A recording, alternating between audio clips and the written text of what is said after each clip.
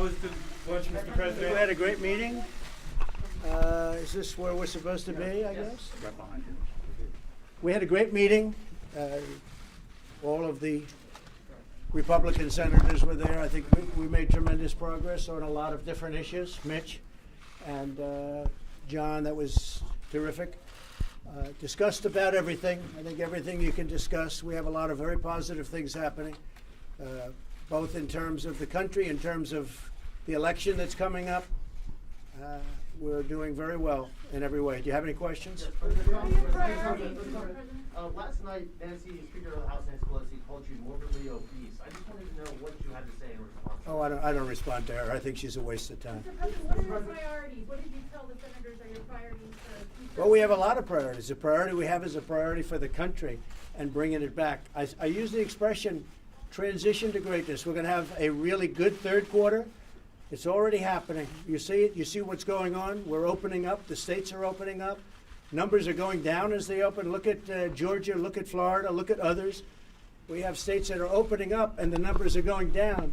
But it's a transition to greatness. It's the third quarter, then it's going into the fourth quarter. I think the fourth quarter is going to be really good, but I think that above all, next year you're going to have a tremendous year. Now, with all of that being said, to lose lives over this that could have been stopped by China, it should have been stopped by China, is terrible. That a thing like this could have happened to the world, long beyond us. You're going to lose millions of people. We're talking about the world. The whole world is being affected by this. It's a terrible thing. A terrible, terrible What's your, thing. Mr. President, what's your timeline? The FDA warned that hydroxychloroquine could cause serious side effects, especially with heart. Yeah. Why is it okay for you to promote the use of this drug when you're not a doctor and health experts are warning? Well, I've worked with doctors, and if you look at the one survey, the only bad survey, they were giving it to people that were in very bad shape. They were very old, almost dead. It was a Trump enemy statement. Now, if you look at some of the reports that came out from Italy, that came out from France, that came out from a lot of our frontline workers take it because it possibly, and I think it does, but people are going to have to make up their own mind. Plus, it doesn't hurt people. It's been out on the market for 60 or 65 years for malaria, lupus, and other things. I think it gives you an additional level of safety, but you can ask many doctors are in favor of it. Many frontline workers won't go there unless they have the hydroxy. And so, again, this is an individual decision to make, but it's had a great reputation. And if it was somebody else other than me, people would say, gee, isn't that smart? But we are working on a lot of other things. We have, I'll tell you what, the great medical companies that we have, if you look at what they're doing therapeutically, cure-wise, and the vaccine itself, and the vaccine, I think, is less important than some of the things they're working on. They're working on a cure, and we have more than one doing it, and very advanced. They're working on therapeutics, and they're working on vaccines. Mr. President, There's been tremendous, really tremendous progress. Mr. President, Have you talked to senators much about the reforms you would like to see to FISA so Americans aren't surveilled? Yeah, they have a lot of views on FISA. I didn't get involved. I purposely said to Mitch, you go do what you want. We'll take a look. We're going to look at FISA. But nobody's been abused by FISA like the President of the United States. Because what the Democrats did and the dirty cops, they're dirty cops. The FBI people are great. I'll bet you go in there, they like Donald Trump. But the top of the FBI, they were dirty cops. They were crooked, bad people. And nobody's been abused more than Trump. But you look at General Flynn, you look at so many others, not just us. Take a look at so many others. Look at what they've done, how they've abused FISA. So I'm going to be studying it very much. But the FISA process has gone awry. It was used by very dishonest people. It was used illegally. And frankly, the judges on the FISA court should do something about it. And maybe they will. Mr. President, are you satisfied with how Republican senators have responded on the Flynn case and on the origins of the Russia investigation? Well, I think on the swing states, you said? The Flynn case. On the Flynn case? General Flynn is a man of great respect. I was with General Milley, the head of the Joint Chiefs of Staff, the other day. I said, you know General Flynn? He said, yes, I do. He's a fine man. I've known him for 20 years. He's a fine man and a great soldier. General Flynn was treated horribly. General Flynn was treated illegally. These people, they broke the law. They broke the law. What they've done to General Flynn should never happen. What they've done to the presidency and what they've done to this country can never be allowed to happen again to our country. And despite all of that has been done, everything that's been done, we've had one of the greatest presidencies ever. We have never, I don't think anybody, Mitch, I think we can say it with surety, nobody's accomplished what we've accomplished in a relatively short period of time, a 3-year period of time. Nobody's been able to do that. When you look at rebuilding our military, regulations at a level that nobody's come close to, we've cut regulations, the biggest tax decrease in history. You look at all of the things that we've done, all of the things we've done on health care, with the individual mandate, with pre-existing conditions. Nobody's done anywhere close to what we've done. But despite that, if you look, despite an illegal witch hunt, and that's what it was a hoax, it was a witch hunt. The Russian thing was a made-up, fabricated story. Just like they went to Congresswoman Kelsey Gabbard, I don't know her at all, and they said, you're a Russian agent. I don't know her, but I know she's not a Russian agent. Then they went to Dr. Jill Stein of the Green Party. They said she's a Russian agent. I don't know her at all. I know she's not a Russian agent. These people are sick. Pelosi is a sick woman. She's got a lot of problems, a lot of mental problems. We're dealing with people that have to get their act together for the good of the country. When do you Okay, expect thank to you start very much. negotiating with Democrats? When do you expect to start negotiating with Now Democrats? your intent will legit advisory board chair? Million Americans out of work, half of those jobs aren't coming back. Do you have a policy to help them get back to work?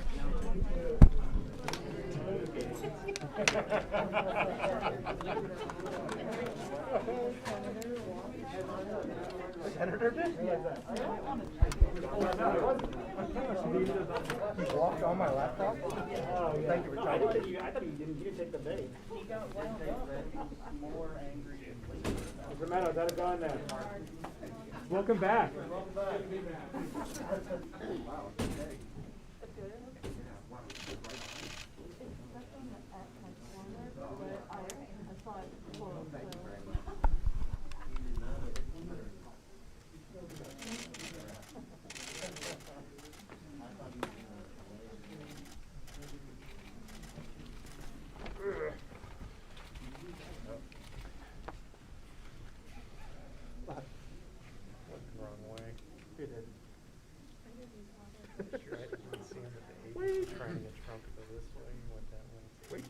Well, as you just heard, we had a good discussion for the last hour or so.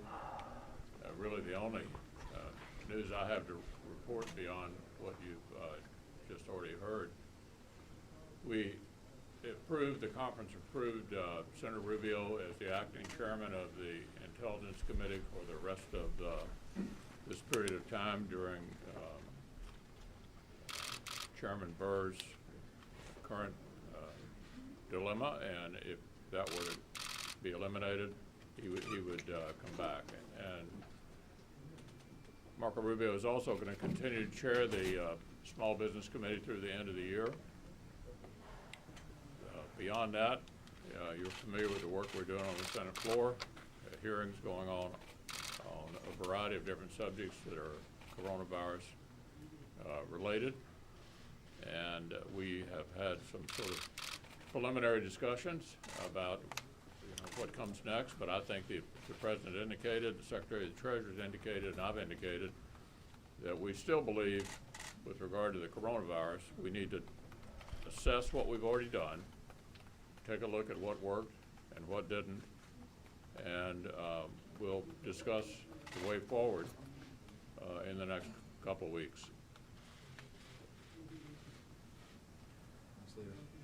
As the leader pointed out, the Senate has been busy. We've been here in session, moving important nominations, some related to national security, doing oversight with respect to coronavirus. A number of our committees, relevant committees, have been examining what's been done so far, how effective it is, what do we need to do, what are the next steps. Moving important national security legislation like the FISA bill last week. And so Senate is up and functioning and operating in a way I think that's in the best interest of the American people at a time when the House of Representatives shows up for 24 hours, blows into town, votes on a $3 trillion messaging bill, and then leaves town, knowing full well that that bill isn't going anywhere. It's a lot of wishful thinking, a lot of Democrat priorities, but nothing with respect to what will help the American people get through this crisis. So Republicans are going to stay focused on the crisis at hand, as the leader pointed out, listening carefully to people across this country, those who are impacted, making sure that we're addressing the needs of workers and small businesses, people who are unemployed, healthcare workers, people who are on the front lines, and constantly putting resources into coming up with that critical vaccine, those therapeutics, and that additional testing that will help the American people weather the healthcare emergency. So that's where our focus is. At some point, I hope the Democrats will find their way back and decide that they want to work in a constructive and a bipartisan way with us to do what's in the best interest of the American people and not what's in the best interest of the November election. Well, Nancy Pelosi dragged her $3 trillion bill across the House floor last Friday evening. If you take a look at the cost, you take a look at the content, it's enough to scare most American public. It really does very little to deal with the coronavirus. To me, when you look at it, it really looks like a partisan political playbook for the Democrats for 2020. And for many of the Democrats, it doesn't go even far enough. But in terms of our country and what we need at this point, it takes us in the opposite direction because it actually raises taxes on small businesses. It pays checks to people who are in this country illegally. It provides for diversity studies for pot dealers, and it pays for the government paying for abortions. And this is the Democrats' answer to the coronavirus crisis. You can't make this stuff up. This bill started at $1.5 trillion, and then it got bigger and bigger and bigger as the Democrats continued to add things to it to get to the $3 trillion price tag. That's where we are. But this is the Democrat playbook. Never let a crisis go to waste. That is their answer. The Republican answer is quite different. We want to do something that is targeted and temporary and tailored to the needs of the country right now. And that has to do with getting our country open and getting the medical component of the coronavirus behind us. That is our focus. The president today expressed some totally justified frustration in the continued lack of cooperation from the other side and our ability to get nominations through the Senate and to work. The Intel Committee today voted out the John Radcliffe nomination to be the Director of National Intelligence. In almost any other time, a nominee of that importance would not be left to wait for another couple of weeks, but would get this done now. You could do this with cooperation today or tomorrow. Nobody thinks that's likely to happen, and that's unfortunate. The president's frustrated by that. We'll vote later today on Trey Traynor to add the fourth member and the even number, back to an even number of Republicans and Democrats on the Federal Election Commission. Trey Traynor was nominated by the president in 2017 and 2018 and 2019, and finally we've worked through all the obstacles to get that nomination to the floor and get the FEC back in business. You know, a lot of complicating things happen with the new laws and the new ability to raise money for other entities. Vice President Biden just announced this week, his committee did, a structure that will allow him to raise $620,600 from one person for all the various groups he'd be raising money for. I'm sure that that's legal, but I'm also sure that we need an FEC in place to look at any challenges to that or any other issue so the FEC could actually open an investigation on anything, which they have not been able to do for 8 months now. The longest time ever that the FEC did not have a working majority. We'll do something about that today, but there are other nominations that easily could have been dealt with this week if we'd had cooperation on putting people in place that should be in place to run the government and protect the country. I continue to hear from Iowans about issues surrounding COVID-19. And last week on my teletown hall, which was bipartisan attended, any Iowan could listen in to that teletown hall, I had a very pointed question. And that question was, will phase 4 or the next phase of relief, will it stay focused on the COVID-19 pandemic? And folks, the House totally missed the mark. In that package, we saw so many unrelated items that focused on marijuana policy reform and tax breaks for the wealthy coastal elites. Does that sound like something we should be focusing on during a pandemic? No, it doesn't. And so what I am trying to do is work with others, and we need to work across the aisle on this. We need to come together, because during this pandemic, we need to stay focused on what is the pandemic doing to those essential workers? What is it doing to our businesses? What is it doing to the American farmer? And how can we move forward in a bipartisan manner to actually make a difference? We need to stay focused on this pandemic and on our response to the pandemic.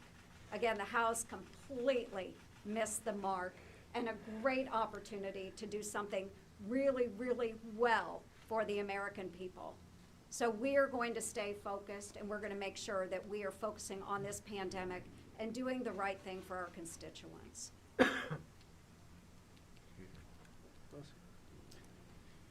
Well, it's always great to hear from the President of the United States, and today we heard a lot of things, discussed a lot of things, but most of our conversation came back to opening up America again. America is opening up again, and the state of Indiana in particular, I'm so proud of the manner in which our governor has put forward his 5-phase plan, and he's focused on ensuring that we get back to work quickly and as safely as possible. Congress will continue to provide whatever assistance is required in furtherance of that goal. However, we need to be very careful. We can't grow desensitized to the resources that we've been investing in this overall effort. We need to make some smart changes. We need to very closely assess where the gaps are, which ones need to be filled, at what time, and in what manner. I've put forward today, I'm introducing a bill that worked on with Senator Bennett that would make some common sense changes to the Paycheck Protection Program, which incidentally has provided $10 billion in loans to the state of Indiana. It's saved over 50 million jobs, so it's been a fantastic program. We are finding that a number of people need a little more time to deploy those funds and thus have those loans forgiven. So we propose extending that time window from 8 weeks to 16 weeks, and then establishing a restart program, and hence the name Restart Act for our proposed legislation that would provide 6 months of payroll assistance and other assistance so people can pay their operating costs because the economy is going to come back, but this pandemic is lasting a bit longer than all of us had expected. It's these sort of responsible provisions, it's these sort of responsible proposals that need to be incorporated, I think, into our next round of response. Not a $3 trillion far-left liberal wish list, which is what we've seen from Nancy Pelosi. Her proposal has been characterized as unserious, and in a sense it is. When you're in the middle of a pandemic and you're proposing more money for the U.S. Geological Service, dealing with issues like cannabis, trying to make structural changes to our federal, to our election system and federalizing our elections. Look, the American people, we don't want structural changes at this time. We want to go back to work quickly and as safely as possible. That's what the Republican-controlled Senate is focused on, and we're going to be working on this every step of the way with the President of the United States. It's such a stark contrast between what we see on the House, what we see from Washington Democrats on one hand, and the sort of conversations, serious conversations, that are occurring between this Republican-controlled Senate and the President of the United States. So I just hope we can come to terms as quickly as possible on behalf of the American people at a time that they are unified. We need to unify here in the Senate and deliver once again for the American people. Do governors and Yeah. On Friday night, the president fired another inspector general. Dismissed several of them in the last month. Do you have any concerns at all by the president getting rid of these watchdogs? Yeah, look, he is certainly within his authority. He gets to hire and fire under the Constitution all people in the executive branch, and that's a good question to address to the administration. Does he need to provide a more detailed rationale for this? As I said, he has the full authority to hire and fire under the Constitution anybody in the executive branch. They all serve at the pleasure. Did that come up in the lunch, the firings of the IGs? I'm sorry? Did it come up in the lunch? Did he talk about the firings of the IGs? We talked about a whole variety of different things, all of which are important in terms of moving forward. But mainly we focused on the pandemic and the way forward for the country. As Senator Young pointed out, I mean, there's only one way out of this dilemma. America has to come to grow again, to open up again. And I'm pleased that that's beginning to happen in my state and other states. People are anxious to get out, bearing in mind the precautions that we've been advised to take by Dr. Fauci and Dr. Birx and others who know what they're talking about. Leader McConnell, over the weekend, the president appealed directly to you to talk more about the origins of the Russia investigation and the Flynn case. And then this morning on the floor, you talked directly about that. Did he talk to you between that time period about this? Well, I think, Chairman Graham is going to have ball control on reviewing those events. He can speak for himself, but he has a pretty expansive plan to look into all of that. Certainly the public is entitled to have the answers, and I'm confident Senator Lindsey Graham is going to make that possible. The president Would you take hydroxychloroquine as a preventive measure?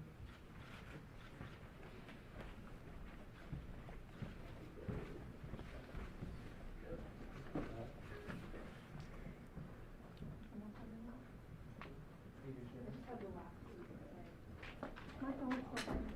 2:45. My phone is still ringing. You might order. I know.